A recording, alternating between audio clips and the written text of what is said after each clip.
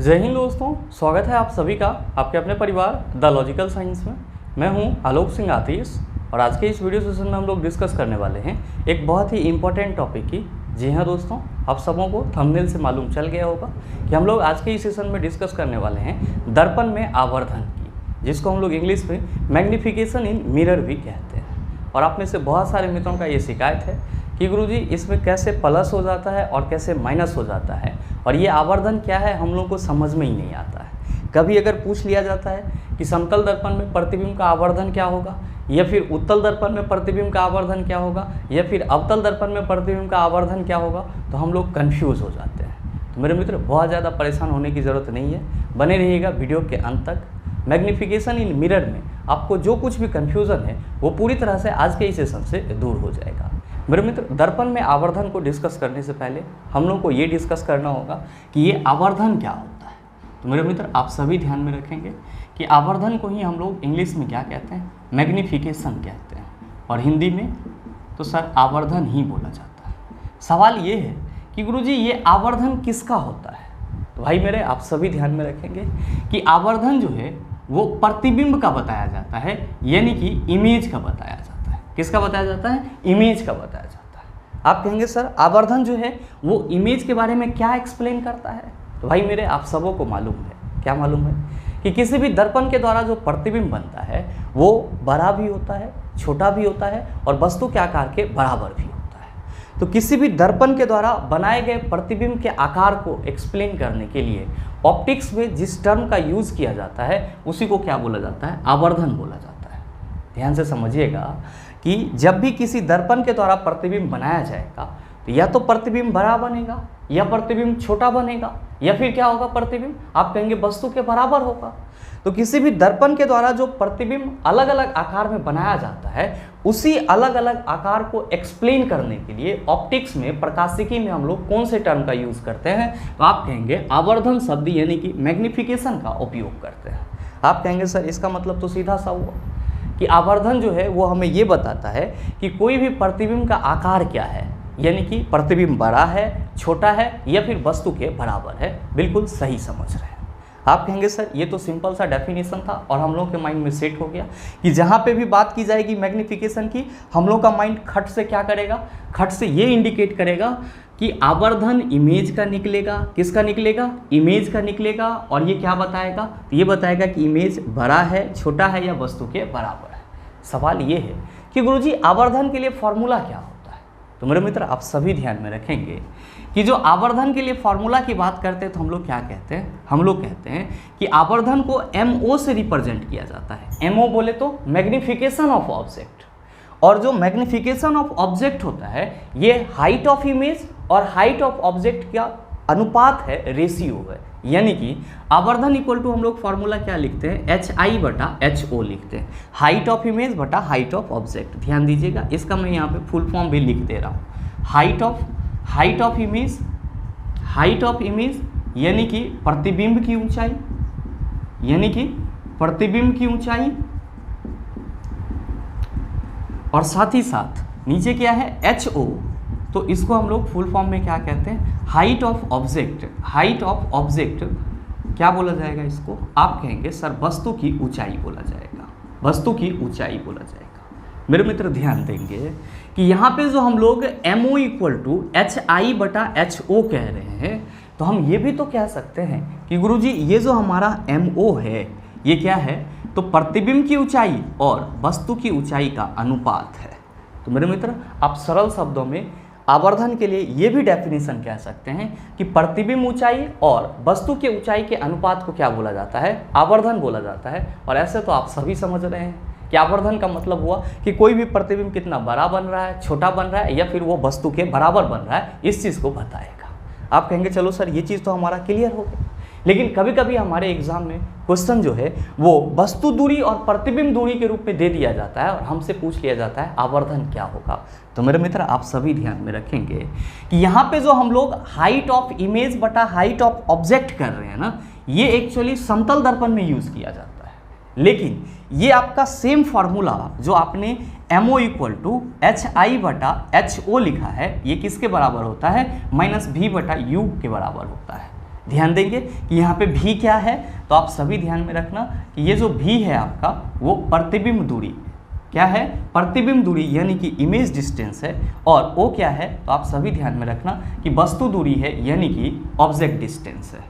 और मेरे मित्र आप सभी ध्यान में रखेंगे कि आप सभी इस फॉर्मूला को अगर याद रखना नहीं चाहते हैं कि गुरुजी MO = HI/HO = -V/U होता है, तो आप आवर्धन के लिए ये भी कह सकते हैं कि गुरुजी MO = क्या हो जाता है, -V/U हो जाता है। क्या हो जाता है, -V/U हो जाता है। ध्यान में रखिएगा कि ये किसके लिए हो जाता है, तो गोलीय दर्पण के लिए हो जाता है। और इसका बेसिकली यूज कहाँ पे करते हैं हम लोग, तो प्लेन मिरर में यानी कि समतल दर्पण में करते हैं। लेकिन जो इसका मैग्नीट्यूड होगा वो किसके बराबर होगा, तो सर प्रतिबिंब दूरी और वस्तु दूरी के बराबर भी होगा। तो इसीलिए हम लोग इस रिलेशन को कुछ इस तरह से भी रिप्रेजेंट करते हैं।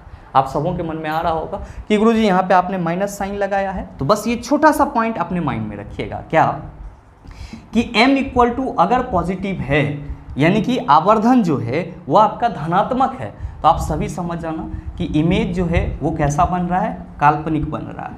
और मेरे मित्र मैंने आपको कई बार बताया कि इमेज काल्पनिक बनेगा तो कैसा होगा, आप कहेंगे सीधा होगा। यानी कि आवर्धन का धनात्मक मान किसको बताएगा, तो आप कहेंगे सर काल्पनिक इमेज को बताएगा। ध्यान दीजिएगा किसकी बात कर रहे हैं, दर्पण की बात कर रहे हैं। तो ये चीज़ आपका दर्पण में ही लागू होगा। जब हम लोग लेंस में देखेंगे तो इसका कंसेप्ट उलट जाएगा। तो लेंस और दर्पण को यहाँ पे आप एक साथ रिलेट नहीं करेंगे। अभी हम लोग दर्पण में आवर्धन पढ़ रहे हैं, तो आप सभी अपने माइंड में रखेंगे कि अगर किसी दर्पण के लिए आवर्धन का वैल्यू पॉजिटिव है या किसी प्रतिबिंब के लिए आवर्धन का वैल्यू पॉजिटिव है, मतलब प्रतिबिंब कैसा बन रहा है, काल्पनिक या सीधा बन रहा है। अगर आवर्धन का वैल्यू क्या है, निगेटिव है किसी भी इमेज के लिए, तो आप समझ जाना कि इमेज जो है वो कैसा बन रहा है, तो सर वास्तविक और उल्टा बन रहा है। कैसा बन रहा है, वास्तविक और उल्टा बन रहा है। तो मेरे मित्र अगर आप आवर्धन के कंसेप्ट की बात करो तो बस इतना ही है। सरल शब्दों में आपको ये समझना है कि आवर्धन जो है वो प्रतिबिंब के आकार के बारे में एक्सप्लेन करता है। यानी कि कोई भी प्रतिबिंब कितना बड़ा है, छोटा है या फिर वो वस्तु के बराबर है, इस चीज़ के बारे में बताने के लिए, इस चीज़ को एक्सप्लेन करने के लिए ऑप्टिक्स में जिस टर्म का उपयोग किया जाएगा उसी को आवर्धन बोला जाएगा। आप कहेंगे ऐसे ना याद रहेगा, तो सरल शब्दों में याद रख सकते हैं कि HI और HO का जो अनुपात है उसी को आवर्धन बोला जाता है। HI क्या है, हाइट ऑफ इमेज, HO क्या है, आप कहेंगे सर हाइट ऑफ ऑब्जेक्ट, या फिर प्रतिबिंब की ऊंचाई और वस्तु की ऊंचाई के अनुपात को हम लोग क्या कहते हैं, आप कहेंगे आवर्धन कहा जाता है। साथ ही ध्यान में रखेंगे कि प्रतिबिंब दूरी बटा वस्तु दूरी भी क्या कहलाता है, आप कहेंगे आवर्धन कहलाता है। तो हम ये भी कह सकते हैं कि प्रतिबिंब दूरी और वस्तु दूरी के अनुपात को मैग्निफिकेशन बोला जाता है। बस ये आपको फॉर्मूला याद रखना है कि MO = HI/HO होता है, जो कि किसके बराबर होता है, तो -V/U के बराबर होता है। सीधे सीधे गोलीय दर्पण की बात की जाएगी तो हम लोग कहेंगे sir MO = -V/U formula use कर देंगे। ध्यान देंगे क्या कि अगर M का मान पॉजिटिव है तो आप कहेंगे इमेज काल्पनिक या सीधा बन रहा है, M का मान निगेटिव है तो आप कहेंगे इमेज वास्तविक या उल्टा बन रहा है। आप कहेंगे सर ये तो बेसिक कंसेप्ट थी जो हमको समझ में आ गई, लेकिन ये बताओ कि अगर हम लोग दर्पण में आवर्धन की बात करते हैं तो हम लोग बेसिकली कितने दर्पण के बारे में पढ़ते हैं, तो आप कहते हैं कि गुरुजी हम लोग बेसिकली जो है वो 3 दर्पण के बारे में पढ़ते हैं। कौन कौन सा, तो पहला होता है सर समतल दर्पण। पहला क्या होता है आपका, समतल दर्पण, जिसको हम लोग क्या कहते हैं, तो आप सभी याद रखना इंग्लिश में इसी को प्लेन मिरर कहते हैं। भाई मेरे आप सभी क्या कहते हो कि गुरुजी समतल दर्पण के द्वारा जो प्रतिबिंब बनाया जाता है, इमेज बनाया जाता है, वो हमेशा क्या होता है, वस्तु के बराबर होता है। समतल दर्पण के द्वारा, प्लेन मिरर के द्वारा जब भी प्रतिबिंब बनाया जाता है तो प्रतिबिंब का जो आकार होता है वो वस्तु के आकार के बराबर होता है। तो मेरे मित्र जब आप ये कह रहे हो कि समतल दर्पण के द्वारा जब भी प्रतिबिंब बनाया जाएगा वो प्रतिबिंब वस्तु के आकार के बराबर होगा, तो जाहिर सी बात है कि जो हमारा हाइट ऑफ इमेज होगा और जो हमारा हाइट ऑफ ऑब्जेक्ट होगा समतल दर्पण में दोनों क्या होगा, बराबर होगा। यहाँ पे आप चाहें तो क्या लिख सकते हैं कि समतल दर्पण के द्वारा हमेशा प्रतिबिंब यानी कि इमेज जो है वो क्या होता है, वस्तु के बराबर बनाया जाता है, वस्तु के बराबर बनाया जाता है, वस्तु के बराबर बनाया जाता है। इसीलिए हम लोग क्या कह सकते हैं कि जो हाइट ऑफ इमेज होगा यानी कि जो प्रतिबिंब की ऊंचाई होगी वो किसके बराबर होगी, हाइट ऑफ ऑब्जेक्ट के बराबर होगी, यानी कि वस्तु की ऊंचाई के बराबर होगी। और मेरे मित्र अगर हम लोग समतल दर्पण के लिए यानी कि प्लेन मिरर के लिए आवर्धन की बात करेंगे तो आप कहेंगे कि गुरुजी फॉर्मूला तो HI बटा HO होगा। HI बटा क्या होगा? HO होगा। चूंकि समतल दर्पण में हमेशा वस्तु के बराबर प्रतिबिंब बनता है तो जाहिर सी बात है कि जितना ऊंचाई प्रतिबिंब का उतना ही ऊंचाई क्या होगा? वस्तु का होगा। जैसे मान लीजिए सर एक एग्जांपल कि समतल दर्पण में एक कोई ऑब्जेक्ट है जिसका ऊंचाई 20 सेंटीमीटर है और प्रतिबिंब क्या होगा? आप कहेंगे सर 20 सेंटीमीटर का बनेगा। तो वस्तु ऊंचाई और प्रतिबिंब ऊंचाई दोनों क्या है? आपका बराबर है। तो आप कहेंगे सर अगर यहाँ पे 20 और यहाँ पे 20 रखा जाए तो कट के कितना हो जाएगा? आप कहेंगे सर 1 हो जाएगा। तो ये जो 1 आएगा वो तो आपको हर एक वैल्यू के लिए आएगा, क्योंकि इसके द्वारा जब भी प्रतिबिंब बनाया जाएगा तो वो क्या होगा?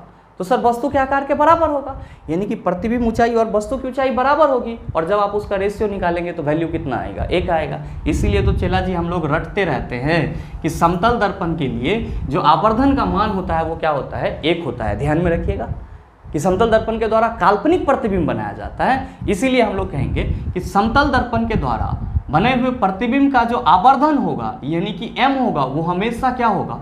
आप कहेंगे +1 होगा। तो इस चीज़ का आप गांठ बांध लीजिएगा सर, क्या कि समतल दर्पण के द्वारा जो प्रतिबिंब बनाया जाएगा उसके लिए जो आवर्धन का मान होगा हमेशा क्या होगा? +1 होगा। क्यों? क्योंकि इसके द्वारा तो हमेशा काल्पनिक प्रतिबिंब बनाया जाएगा। आप कहेंगे समतल दर्पण वाला तो झंझटे खत्म हो गया सर, लेकिन उत्तल और अवतल दर्पण तो हमको परेशान कर सकता है। मेरे मित्र कोनों दर्पण आपको परेशान नहीं करेगा, बस थोड़ा सा कंसेप्ट ध्यान में रखिएगा। आप जरा सा हमको ये बताइए कि अगर हम लोग बात करते हैं किसकी? उत्तल दर्पण की। किसकी बात करते हैं? उत्तल दर्पण की, जिसको हम लोग इंग्लिश में क्या कहते हैं? इंग्लिश में इसको हम लोग कॉन्वेक्स मिरर कहते हैं। क्या कहते हैं? कॉन्वेक्स मिरर कहते हैं। तो उत्तल दर्पण के द्वारा जब भी प्रतिबिंब बनता है वो कैसा होता है? तो आप कहते हैं कि गुरुजी अभी तक एनसीईआरटी में 2 ही कंडीशन दिया गया है और एनसीईआरटी के कंडीशन के अकॉर्डिंग उत्तल दर्पण के द्वारा जब भी प्रतिबिंब बनेगा तो क्या होगा? आप कहेंगे छोटा होगा। उत्तल दर्पण के द्वारा जो इमेज बनेगा, प्रतिबिंब बनेगा, वो क्या होगा? आप कहेंगे कि सर इमेज जो है वो वस्तु से छोटा होगा। इमेज क्या होगा? वस्तु से छोटा होगा। तो मेरे मित्र आप सभी इस चीज़ को कंठाग्र कर लेंगे कि चूंकि उत्तल दर्पण के द्वारा जब भी प्रतिबिंब बनाया जाएगा वो वस्तु से छोटा होगा, इसीलिए उत्तल दर्पण के लिए जो आवर्धन होगा, उत्तल दर्पण के लिए जो आवर्धन होगा वो क्या होगा? तो आप कहेंगे 1 से कम होगा। उत्तल दर्पण के लिए आवर्धन क्या होगा? 1 से कम होगा। मेरे मित्र ये आपका इंपॉर्टेंट पॉइंट है और इसी तरह के कई क्वेश्चन आपके ग्रुप डी एग्जाम में पूछे गए हैं। ध्यान में रखेंगे कि उत्तल दर्पण भी क्या करता है? तो गुरुजी ये जो है ये काल्पनिक प्रतिबिंब बनाता है, यानी कि वर्चुअल इमेज बनाता है। तो उत्तल दर्पण के आवर्धन को शो करने के लिए हम लोग क्या कहेंगे? तो गुरुजी पॉजिटिव साइन से शो करेंगे, यानी कि धनात्मक साइन से शो करेंगे। मैंने आपको पहले ही बता दिया कि m का पॉजिटिव वैल्यू काल्पनिक या सीधा प्रतिबिंब को बताएगा। उत्तल दर्पण और समतल दर्पण ये क्या करता है? तो सर दोनों जो है वो काल्पनिक प्रतिबिंब बनाता है। तो काल्पनिक प्रतिबिंब बनाता है, इसीलिए इस दोनों का जो आवर्धन होगा वो हमेशा क्या होगा? धनात्मक होगा, जिसमें समतल दर्पण का आवर्धन हमेशा 1 के बराबर होगा, जबकि उत्तल दर्पण का जो आवर्धन होगा यानी कि उत्तल दर्पण के द्वारा जो प्रतिबिंब बनाई जाएगी उसके लिए जो आवर्धन होगा वो क्या होगा? तो आप याद रखेंगे 1 से कम होगा। क्या होगा? 1 से कम होगा। यानी कि आप ये भी कह सकते हैं कि गुरुजी उत्तल दर्पण के लिए जो आवर्धन होगा यानी कि m होगा वो क्या होगा? Lesser than 1। m is lesser than 1 होगा। तो आप इस चीज़ को भी ध्यान में रखेंगे। अब सवाल आती है किसकी? तो सर सवाल आता है अवतल दर्पण की। किसका आता है? अवतल दर्पण की। तो मेरे मित्र आप सभी क्या कहते हो कि गुरुजी अवतल दर्पण के द्वारा जो प्रतिबिंब बनता है, ध्यान से समझिएगा कि अवतल दर्पण के द्वारा जो प्रतिबिंब बनता है वो क्या होता है? आप कहते हैं बड़ा भी होता है। तो सर जब प्रतिबिंब बड़ा बनेगा तो आवर्धन हमारा 1 से क्या हो सकता है? ज़्यादा हो सकता है। और आप ये भी कहते हो कि गुरुजी अवतल दर्पण के द्वारा प्रतिबिंब छोटा भी बनता है। तो छोटा बनने के केस में क्या होगा? आप कहेंगे 1 से कम होगा। और अवतल दर्पण के द्वारा आपका जो है एक ऐसा भी केस होता है जिसमें वस्तु के बराबर का प्रतिबिंब बनता है, तो आप कहेंगे सर उस स्थिति में 1 के बराबर होगा, यानी कि अवतल दर्पण का जो आवर्धन होगा वो क्या होगा? 1 के बराबर होगा। आप कहेंगे सर इसको हम समझ नहीं पाए, तो थोड़ा सा हम यहाँ पे जगह बनाते हैं चेला जी, और ध्यान दीजिएगा कि यहाँ पे जो मैंने आपको फॉर्मूला बताया था m = -v/u, इसको हमने यहाँ पे सर्कल करके शिफ्ट कर दिया है। तो आप सबों को कोई परेशानी नहीं होगी। बात करते हैं किसकी? अवतल दर्पण की। तो आप कहेंगे कि गुरुजी अवतल दर्पण में जब इमेज क्या होगा? बड़ा बनेगा। इमेज बड़ा बनेगा तो ध्यान में रखना कि आवर्धन क्या होगा? तो तो सर m जो है यानी कि m जो है वो क्या होगा, तो आप सभी कहेंगे 1 से ज़्यादा होगा। m क्या होगा, 1 से ज़्यादा होगा। जब प्रतिबिंब बड़ा बनेगा तो आप कहेंगे 1 से ज़्यादा होगा। ध्यान दीजिएगा कि अगर इमेज क्या होगा, छोटा बनेगा, तब जो हमारा m होगा किसके लिए, अवतल दर्पण के लिए, वो क्या होगा, आप याद रखेंगे 1 से कम होगा। और जब हमारा इमेज जो है वो क्या होगा, वस्तु के बराबर बनेगा, वस्तु के बराबर बनेगा। जब इमेज वस्तु के बराबर बनेगा तो सर क्या होगा, तो सर जो m का वैल्यू होगा वो 1 के बराबर होगा। क्या होगा, 1 के बराबर होगा। सिंपली आप क्या देख रहे हैं, आप देख रहे हैं कि चूंकि अवतल दर्पण के द्वारा जो है वो बड़ा, छोटा और वस्तु के बराबर तीनों टाइप का प्रतिबिंब बनाया जाता है, तो हम कह सकते हैं कि जब वस्तु का बड़ा प्रतिबिंब बनेगा तो आवर्धन का मान 1 से ज़्यादा होगा। जब वस्तु का छोटा प्रतिबिंब बनेगा तो आवर्धन का मान 1 से कम होगा। जब वस्तु का क्या होगा, जब वस्तु का प्रतिबिंब वस्तु के बराबर बनेगा तब आवर्धन का मान क्या होगा, आप कहेंगे 1 होगा। तो बस यही चीज़ आपको ध्यान में रखना है। बस आपको माइंड को कॉन्सेंट्रेट करके ये समझ लेना है कि जो आवर्धन है वो वस्तु के द्वारा जो प्रतिबिंब बनता है उसके आकार को बताता है। तो प्रतिबिंब या तो बड़ा बनेगा या छोटा बनेगा या फिर बराबर बनेगा। समतल दर्पण में हमेशा वस्तु के बराबर प्रतिबिंब बनता है तो आवर्धन का वैल्यू 1 होगा। उत्तल दर्पण में वस्तु का जो प्रतिबिंब बनता है वो हमेशा छोटा होता है तो 1 से सर कम होगा। और अवतल दर्पण में क्या होता है, तो गुरुजी तीनों टाइप का प्रतिबिंब बनता है, बड़ा, छोटा और वस्तु के बराबर भी। तो जब बड़ा होगा तो 1 से ज़्यादा आवर्धन होगा, कम होगा यानी कि छोटा होगा तो 1 से कम होगा, और वस्तु के बराबर होगा तो आप कहेंगे 1 के बराबर होगा सर आवर्धन। बस यही कंसेप्ट है। और आपको ये ध्यान में रखना है कि m का वैल्यू अगर पॉजिटिव है तो इमेज हमारा क्या है, आप कहेंगे सर काल्पनिक बन रहा है। और अगर m का वैल्यू निगेटिव है तो आप कहेंगे इमेज जो है हमारा वो कैसा है, तो सर वास्तविक और उल्टा बन रहा है। आप सबों के मन में आ रहा होगा कि गुरुजी इससे संबंधित तो न्यूमेरिकल क्वेश्चन हमसे पूछ करके हमको फंसा लिया जाता है। मेरे मित्र, आपको नहीं फंसाया जाएगा। आइए अब हम लोग डिस्कस कर लेते हैं 2-3 इंपॉर्टेंट न्यूमेरिकल क्वेश्चन को जो कि आपका आवर्धन से रिलेटेड है। फिर आपका जो कंसेप्ट है वो पूरी तरह से क्रिस्टल क्लियर हो जाएगा। लेकिन उससे पहले अगर आप सभी इस पूरे पोर्शन का स्क्रीनशॉट लेना चाहते हैं तो वीडियो को पॉज करके स्क्रीनशॉट ले सकते हैं। आपका जो पहला क्वेश्चन है आज के इस सेशन का, क्वेश्चन नंबर 1 क्या पूछा जा रहा है कि 2 सेंटीमीटर ऊंची एक वस्तु अवतल दर्पण से 10 सेंटीमीटर की दूरी पर रखी गई है, जिसका वास्तविक तथा उल्टा प्रतिबिंब दर्पण से 20 सेंटीमीटर की दूरी पर बनता है। प्रतिबिंब का आवर्धन क्या होगा। बहुत ही सरल सा और सुलझा हुआ क्वेश्चन में वस्तु दूरी और प्रतिबिंब दूरी दिया हुआ है और आपसे प्रतिबिंब का आवर्धन पूछा जा रहा है। आप कहेंगे कि गुरुजी प्रतिबिंब दूरी और वस्तु दूरी का अनुपात ले लिया जाएगा, हमारा आंसर आ जाएगा। ध्यान देंगे कि क्वेश्चन में कहा जा रहा है कि 2 सेंटीमीटर ऊंची एक वस्तु अवतल दर्पण से 10 सेंटीमीटर की दूरी पर रखी गई है। तो वस्तु अवतल दर्पण से 10 सेंटीमीटर की दूरी पर रखी गई है, मतलब क्या हुआ कि जो हमारा वस्तु दूरी है वो कितना है, 10 सेंटीमीटर है। ध्यान में रखेंगे कि मान लीजिए कि ये आपका अवतल दर्पण है तो ये इसका मुख्य अक्ष होगा। अब 10 सेंटीमीटर की दूरी पे रखा गया है तो ध्रुव से हम लोग मापेंगे। तो आप कहेंगे सर वस्तु तो यहाँ पर अगर रखा गया है तो ये जो हमारा u हो जाएगा वो क्या होगा। तो आप कहेंगे आपतित प्रकाश की दिशा तो आपने ये बताया है, और दूरी इधर मापेंगे तो विपरीत दिशा में हो जाएगा। तो जो हमारा क्वेश्चन है उसके अनुसार जो वस्तु दूरी होगा वो क्या होगा, -10 सेंटीमीटर। वस्तु दूरी क्या होगा, आप कहेंगे -10 सेंटीमीटर। माइनस क्या बता रहा है कि जो वस्तु दूरी हम लोग ले रहे हैं वो आपतित प्रकाश की दिशा के विपरीत दिशा में है। ध्यान देंगे। नेक्स्ट प्रतिबिंब क्या हो रहा है, तो सर प्रतिबिंब वास्तविक तथा उल्टा बन रहा है। अवतल दर्पण के द्वारा जब भी प्रतिबिंब बनेगा वास्तविक तो आप कहेंगे सर इसी साइड बनेगा। मान लीजिए कि यहाँ बन रहा है तो मेरे मित्र यहाँ बन रहा है तो प्रतिबिंब दूरी भी आप क्या लेंगे, आप कहेंगे सर निगेटिव लेंगे। तो लीजिए ना सर v = कितना, तो सर दर्पण से 20 सेंटीमीटर की दूरी पे प्रतिबिंब बन रहा है तो -20 सेंटीमीटर। आवर्धन के लिए फॉर्मूला क्या होता है चला जी, -v/u। क्यों, क्वेश्चन में प्रतिबिंब दूरी और वस्तु दूरी की बात की जा रही है। अगर प्रतिबिंब की ऊंचाई और वस्तु की ऊंचाई दिया हुआ रहता तो MO = hi/ho ले लेते, लेकिन यहाँ पे प्रतिबिंब दूरी और वस्तु दूरी दिया हुआ है। तो आप कहेंगे कि गुरुजी ये हो जाएगा m = माइनस तो साइन रहेगा ही रहेगा। प्रतिबिंब दूरी कितना है, आप कहिएगा सर 20 सेंटीमीटर, और साथ ही साथ जो आपका वस्तु दूरी है वो कितना है, तो आप कहेंगे कि गुरुजी वस्तु दूरी जो है वो 10 सेंटीमीटर है। ध्यान दीजिएगा ये माइनस इसके साथ कैंसिल, सेंटीमीटर कैंसिल, ये 0 इसके साथ कैंसिल। आवर्धन आपका कितना आ गया सर, -2 आ गया। ध्यान में रखिएगा। आवर्धन का कोई यूनिट नहीं होता है, कोई इकाई नहीं होता है। तो अगर आपसे कहीं पे ये क्वेश्चन पूछा जाए कि निम्नलिखित में से आवर्धन की इकाई है और आपके ऑप्शन में कोई नहीं रहे, तो आप कोई नहीं को टिक करेंगे। क्यों? क्योंकि आवर्धन का कोई भी यूनिट नहीं होता है, इकाई नहीं होता है। बहरहाल आपके इस क्वेश्चन का आवर्धन कितना आया? आप कहेंगे सर -2। तो मेरे मित्र आप ही बताओ कि सही आंसर क्या होगा? आप कहेंगे sir option number B is the right answer of this question. ये तो हुआ आपका सीधा और सुलझा हुआ क्वेश्चन। जब आपको ऐसे पूछा जाएगा तो फार्मूला लगाएंगे, आराम से कैलकुलेट कर लेंगे। लेकिन अगर क्वेश्चन थोड़ा घुमा दिया जाए तो आप कहेंगे सर उसमें हम लोग फंस जाएंगे। मेरे मित्र फंसना नहीं है। आइए अब हम लोग दूसरे टाइप के क्वेश्चन को डिस्कस करते हैं। लेकिन उससे पहले अगर आप सभी इसका स्क्रीनशॉट लेना चाहते हैं तो वीडियो को पॉज करके स्क्रीनशॉट ले सकते हैं। अब हम लोग डिस्कस करते हैं अगले क्वेश्चन को। ध्यान दीजिएगा, दूसरा क्वेश्चन आपका किस प्रकार से पूछा जा सकता है।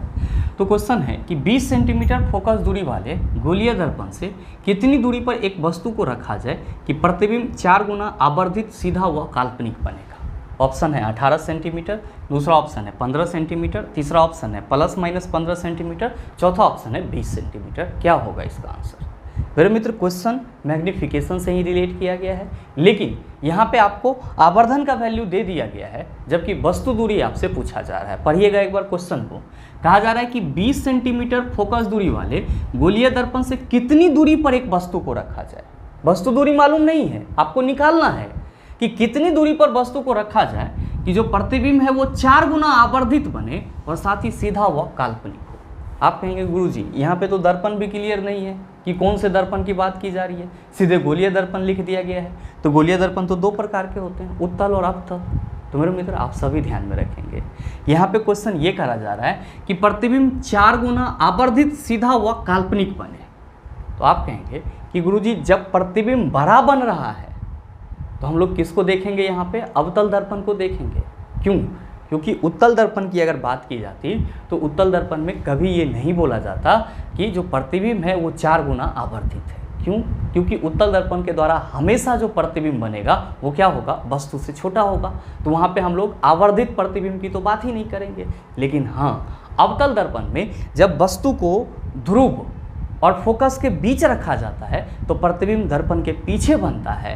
प्रतिबिंब कैसा होता है? तो आप कहते हैं गुरुजी काल्पनिक होता है। और क्या होता है? तो आप कहते हैं वस्तु से बड़ा होता है। तो आपके क्वेश्चन में जो है उसी स्थिति की चर्चा की जा रही है कि जो प्रतिबिंब है वो 4 गुना आवर्धित हो, साथ में क्या हो? सीधा हुआ काल्पनिक बनेगा। चूंकि यहाँ पे आवर्धित प्रतिबिंब की बात की जा रही है तो हम लोग सीधे सीधे क्या समझेंगे कि यहाँ पे बात अवतल दर्पण की जा रही है। किसकी की जा रही है चला जी? अवतल दर्पण की जा रही है, यानी कि कॉनकेव मिरर की जा रही है।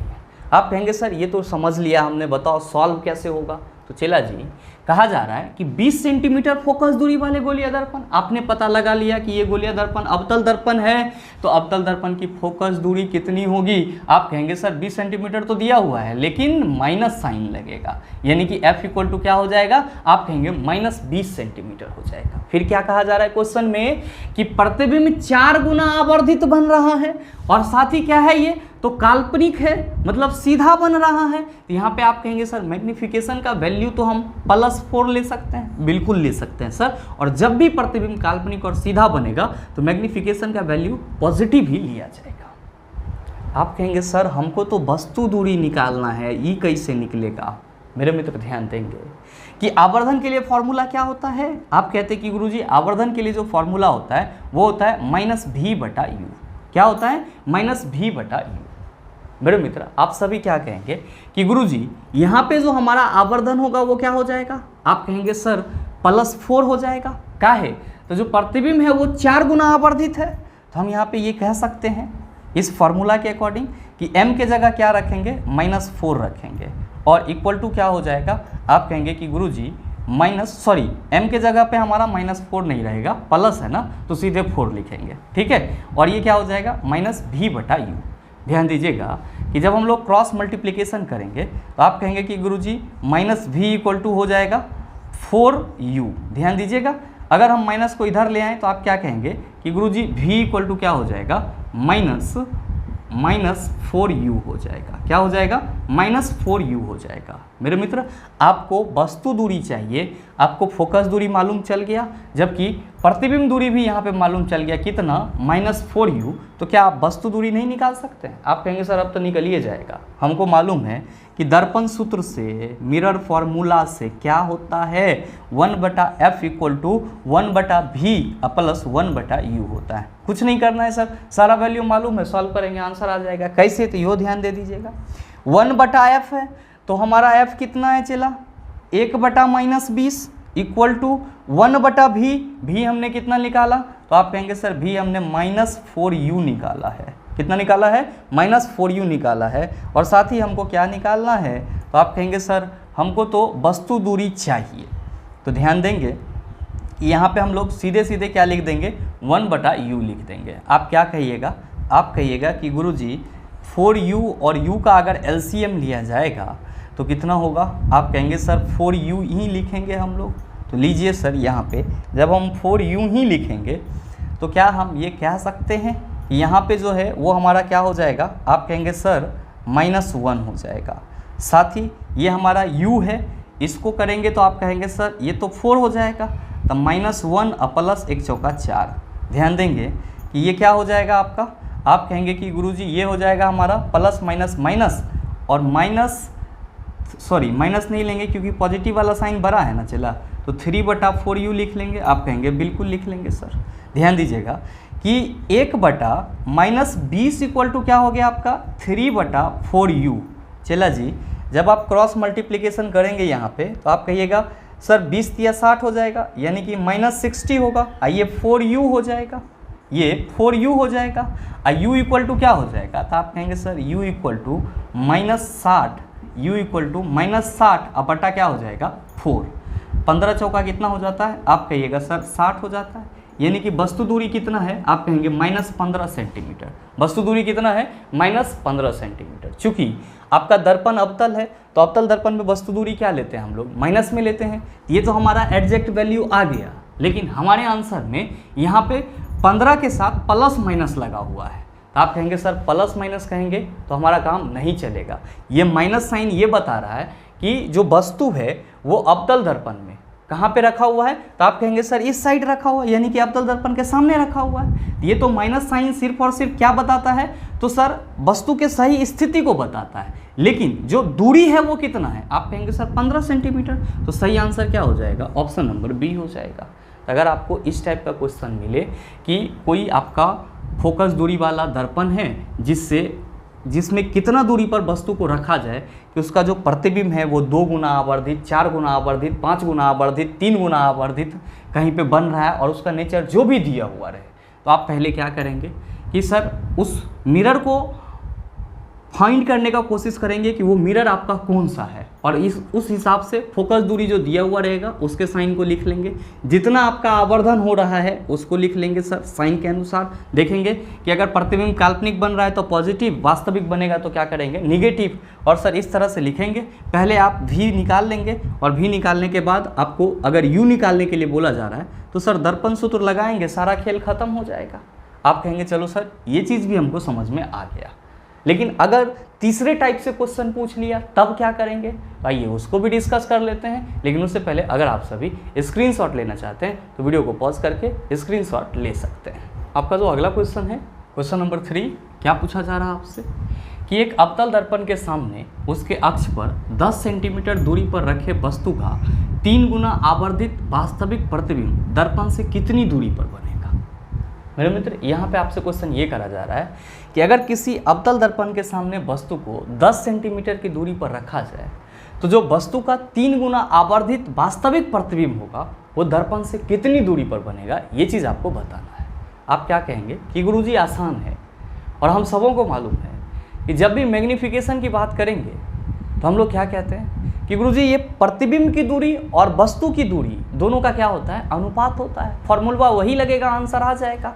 बस समझिएगा यहाँ पे ये चीज़ कि 10 सेंटीमीटर की दूरी पे रखा जा रहा है, किस में, अवतल दर्पण में। तो चला जी u कितना हो जाएगा, -10 सेंटीमीटर। क्या निकालना है आपको, तो सर प्रतिबिंब दर्पण से कितनी दूरी पर बनेगा, मतलब प्रतिबिंब दूरी निकालना है। जबकि आवर्धन का वैल्यू कितना दिया हुआ है, तो सर आवर्धन 3 गुना है। ध्यान देंगे कि आवर्धन यहाँ पे 3 हो जाएगा। प्लस होगा या माइनस? तो आप कहेंगे सर प्रतिबिंब वास्तविक बन रहा है, यहाँ पे हम माइनस लिखेंगे। चला जी, क्या निकालना है आपको? भी निकालना है। Formula m equal to minus v बटा यू। तो ध्यान दीजिए, इसी फॉर्मूला में वैल्यू को रखिए। आप कहेंगे -3 और माइनस प्रतिबिंब दूरी हमको निकालना है, तो भी निकालना है। अब बटा क्या हो जाएगा? आप कहिएगा सर माइनस यू है तो -10 सेंटीमीटर हो जाएगा। सॉरी, माइनस यू नहीं कहिएगा, माइनस तो आपका भी बटा यू है ही, और u का वैल्यू -10 सेंटीमीटर है, तो वो -10 सेंटीमीटर हम लोग यहाँ पे रखेंगे। ध्यान देंगे सर कि ये माइनस इसके साथ कैंसिल हो जाएगा, और आप क्या कहिएगा कि गुरुजी यहाँ पे जो हमारा भी होगा वो क्या हो जाएगा? आप कहेंगे सर अगर हम इसको क्रॉस मल्टीप्लिकेशन करते हैं तो प्लस माइनस माइनस ये 10 या 30, यानी कि भी हमारा कितना हो जाएगा? आप कहिएगा कि गुरुजी भी जो है वो हमारा -30 सेंटीमीटर हो जाएगा। ये माइनस क्या है? तो आप कहेंगे सर ये माइनस साइन बता रहा है कि जो हमारा प्रतिबिंब बन रहा है वो वास्तविक है और उल्टा है। तो प्रतिबिंब दूरी कितनी है? आप कहिएगा 30 सेंटीमीटर। तो सही आंसर क्या हो जाएगा? आप कहेंगे ऑप्शन नंबर ए हो जाएगा। मेरे मित्र ध्यान देंगे कि यहाँ पे डाटा दिया हुआ था, आपको सॉल्व करने में कोई दिक्कत नहीं हुई, लेकिन कभी कभी आपको क्या करता है ना कि इसी फॉर्मूला बेस पे आपसे क्वेश्चन पूछ लिया जाता है कि अगर वस्तु का आवर्धन m है और साथ ही साथ वस्तु दूरी u है, तो प्रतिबिंब दूरी के लिए निम्नलिखित में से फॉर्मूला है। तो आपको परेशान नहीं होना है। आप क्या कहेंगे कि गुरुजी जब m equal to minus v बटा यू होता है, m इक्वल टू क्या होता है? माइनस भी बटा यू होता है, और हमारे क्वेश्चन में m दिया हुआ रहेगा, साथ ही साथ u दिया हुआ रहेगा, और हमसे पूछा जाएगा कि प्रतिबिंब दूरी क्या होगी। तो इस दोनों में से कोई, इस तीनों में से कोई दो दिया हुआ रहेगा, तो एक तो आसानी से निकल जाएगा। तो हम लोग ये कह सकते हैं कि जो प्रतिबिंब दूरी होगी वो क्या हो जाएगा? v equal to cross multiplication करने पर -mu हो जाएगा। क्या हो जाएगा? v इक्वल टू -mu हो जाएगा। तो इस तरह का डेरिवेशन भी आप अपने माइंड में सेट रखिएगा। हो सकता है कि आपके एग्जाम में क्वेश्चन पूछा जा सकता है। और साथ ही मेरे मित्र, आपके इसी क्वेश्चन के साथ मेरे ख्याल से जो आवर्धन का कंसेप्ट था वो पूरी तरह से क्लियर हो जाता है। और अब अगर आपको दर्पण के आवर्धन से संबंधित किसी भी प्रकार का क्वेश्चन दे दिया जाए तो आप उसका जवाब 100% दे सकते हैं। साथ ही उम्मीद करते हैं ये वीडियो आपको अच्छा लगा होगा। अगर आपको वीडियो अच्छा लगा तो वीडियो को लाइक कीजिएगा, ज़्यादा से ज़्यादा शेयर कीजिएगा, और हाँ, अगर आप चैनल पर नए हैं तो सब्सक्राइब करके बेल आइकन दबा लीजिएगा, ताकि इस तरह के एग्जाम रेलेवेंट वीडियो का नोटिफिकेशन सबसे पहले आपके पास पहुँचे और आप उसको सबसे पहले देख पाओ। मिलते हैं फिर अगले सेशन में, तब तक के लिए best of luck. Thank you, have a nice day.